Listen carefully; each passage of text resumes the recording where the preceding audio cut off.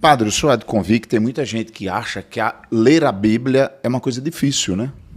A Bíblia tem uma terminologia, tem umas palavras que não são fáceis de ser compreendidas. Verdade. Que às vezes o senso como médio tem uma certa dificuldade de entender o que está escrito. Até quem tem às vezes um pouco mais de estudo tem uma certa dificuldade de entender algumas coisas que tem na Bíblia. Interessante, um médico disse assim: o padre Fabrício, um médico renomado, disse: o padre Fabrício, a Bíblia, a igreja poderia todo ano criar uma nova Bíblia. Mas, doutor, que conversa é essa? Não, para a gente poder compreender.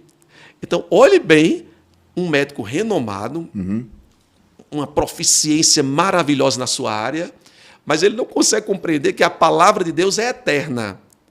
Agora, o que nós precisamos fazer é categorizá-la, é colocar a palavra de uma forma acessível.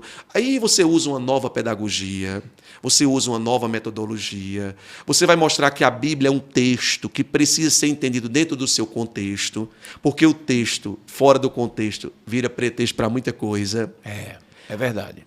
Inclusive, a Bíblia pode ser instrumentalizada até para o mal, para justificar violência, para justificar extermínios, para justificar morte, para justificar injustiças sociopolítico-econômicas, para justificar atrocidades de todas as ordens e de todas as matrizes. É verdade, é verdade. Então, o texto precisa ser entendido dentro do contexto. Então, tem palavras que você tem que entender um pouquinho do mundo judaico, do mundo israelita, depois do mundo greco-romano, do mundo latino.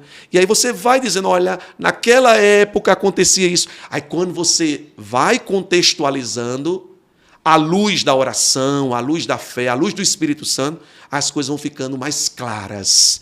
Por isso que é importante que em cada paróquia exista uma escola bíblica, uma escola da fé. Porque aí você vai mostrando, olha, está falando isso porque naquela época acontecia isso, essa palavra significava isso naquela época, e aí você vai entendendo o texto dentro do contexto e vai sendo mais fácil de trazer para o nosso contexto atual.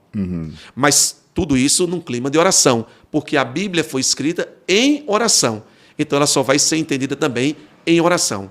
Com o mesmo espírito que ela foi escrita, ela precisa ser analisada, estudada, rezada e a sua mensagem atualizada.